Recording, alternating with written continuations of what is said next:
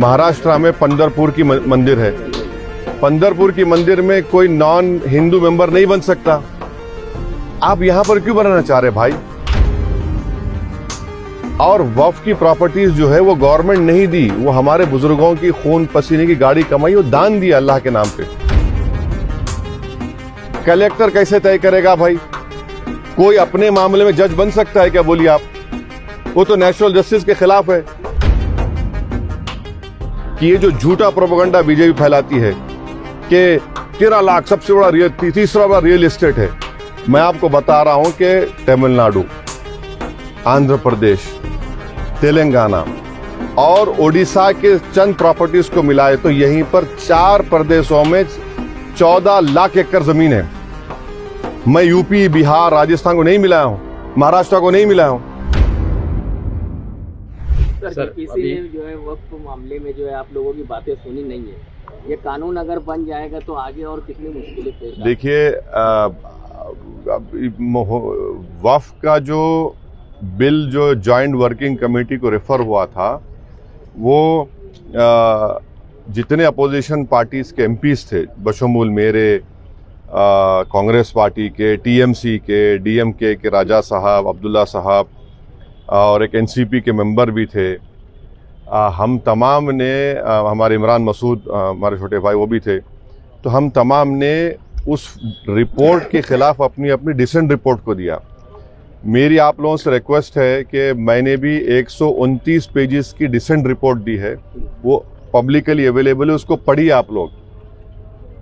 उसको पढ़ने के बाद आपको मालूम हो जाएगा कि जो मोदी सरकार ने वक्फ बिल लेकर आया है वो वक्फ प्रॉपर्टीज को बचाने के लिए नहीं लाया गया है, वक्फ प्रॉपर्टीज को छीनने के लिए, उसको बर्बाद करने के लिए। और भारत में जितने मुसलमानों की बड़ी बड़ी ऑर्गेनाइजेशंस हैं, चाहे जमीयतुल उलमा हो, मौलाना अरशद मदनी साहब की, महमूद मदनी साहब की, जमात इस्लामी हो, all India Muslim personal law board के सदर मौलाना खालिद सैफुल्लाह रहमानी साहब हो, या फिर आपके मुंबई के जमीयतुल मशाइख जो है, इन तमाम ऑर्गेनाइजेशंस को रिजेक्ट किया है इस बिल को। ये सबसे बड़ी ऑर्गेनाइजेशंस हैं। दूसरी बात यह है कि आप हमको बताइए कि महाराष्ट्र में पंढरपुर की मंदिर है, पंढरपुर की मंदिर में कोई नॉन हिंदू मेंबर नहीं बन सकता। आप यहां पर क्यों बनाना चाह रहे भाई? और वक्फ की प्रॉपर्टीज जो है वो गवर्नमेंट नहीं दी, वो हमारे बुजुर्गों की खून पसीने की गाड़ी कमाई, वो दान दिया अल्लाह के नाम पे। और अगर कोई मुसलमान वक्फ की प्रॉपर्टी अल्लाह के नाम पे दान देता है तो उसमें उसकी औलाद का शेयर नहीं रहता, क्योंकि वो ऊपर वाले अल्लाह के लिए दे दिया गया है। आप बोलते नहीं वक्फ वाला औलाद में बच्ची का शेयर नहीं मार खाया जाएगा, कोई भी दान देता है। तीसरी बात यह है कि उसमें वक्फ बाय यूजर निकाल रहे। हिंदू धर्म में आप बीके मुकर्री साहब की किताब है, वो पढ़िए, जो सब मानते हैं। उसमें लिखा कि बाई कस्टम बाई यूसेज वो टेंपल की प्रॉपर्टी हो जाती, वहां पर जब हो जाती तो यहां क्यों नहीं हो सकती है भाई? और वक्फ बाय यूजर ऐसा नहीं है जो बीजेपी झूठ बोल रही कि जहां दस्ती रख दिए, जहां पे हाथ रख दिए, या जहां पे जाके मुफ्ती इस्माइल साहब नमाज पढ़े वक्फ हो जाती। नहीं, बाबरी मस्जिद, राम मंदिर केस में 4-5 पेजेस है, पैराग्राफ्स है, जिसमें सुप्रीम कोर्ट ने वक्फ बाय यूजर को अपहेल्ड किया। अब उसको निकाल रहे हैं। लिमिटेशन एक्ट हिंदू एंडोमेंट पे अप्लाई नहीं होता, एसजीपीसी सिख गुरुद्वारा अप्लाई नहीं होता, आप इस पे अप्लाई कर रहे भाई। अगर कल के दिन कोई खाबिज है, इंक्रोचर है, उसको रिवॉर्ड कर रहे हैं आप, लिमिटेशन एक्ट आप निकाल कर। कलेक्टर को इतने पावर्स दे रहे हैं आप, कलेक्टर कैसे तय करेगा भाई? कोई अपने मामले में जज बन सकता है क्या? बोलिए आप। वो तो नेशनल जस्टिस के खिलाफ है। और उस बिल में यह भी लिखा गया कि अगर कोई भी जाकर कलेक्टर को दरखास्त दे दिया कि मालेगांव की मस्जिद जो है वक्फ नहीं है, तो कलेक्टर अगर इंक्वायरी ऑर्डर कर देगा तो इंक्वायरी कंप्लीट होने तक वक्फ की प्रॉपर्टी नहीं रहेगी। आप समझ रहे इस बात को? माने ना टाइम लिमिट है उसमें। तो जितने अमेंडमेंट्स लेकर आए हैं, अच्छा उसमें और एक अमेंडमेंट लेके आए कि भाई 5 साल तक जो मुसलमान इस्लाम कबूल करता हो 5 साल तक दान नहीं दे सकता। अब उसमें क्या लिख रहे हैं? उसको डेमोन्स्ट्रेट करना पड़ेगा। क्या डेमोन्स्ट्रेट करना पड़ेगा?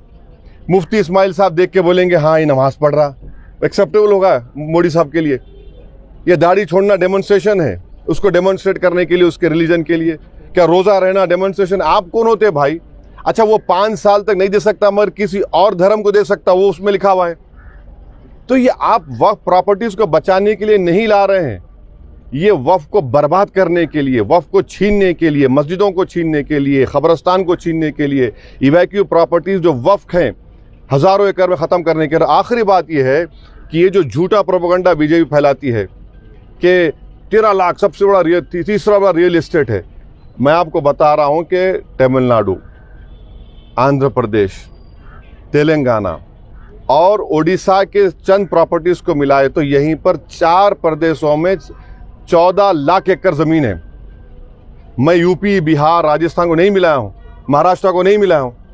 तो ये आप ये क्यों, ये तो सिर्फ हमारी धर्म की प्रैक्टिस से हमको छीनना चाह रहे हैं आप। वक्फ जो है मुसलमानों के लिए एक इबादत है, आप उसको छीनना चाह रहे हैं हमसे। तो सरासर आप हमारे से वक्फ छीनना चाह रहे हैं, मस्जिदें छीनना चाह रहे हैं। तो इसका हम विरोध कर रहे हैं और भारत की पूरी जनता में बात जा चुकी है कि हिंदू धर्म के, क्रिश्चियन धर्म के, सिख धर्म के, उनके मंदिर में, उनके रिलीजियस प्लेस में कोई उनका धर्म का आदमी मेंबर बन सकता है, कोई नहीं बन सकता। यहाँ क्यों बनाना चाह रहे? तो ये एक नफरत है भारत के मुसलमानों से बीजेपी और मोदी सरकार की।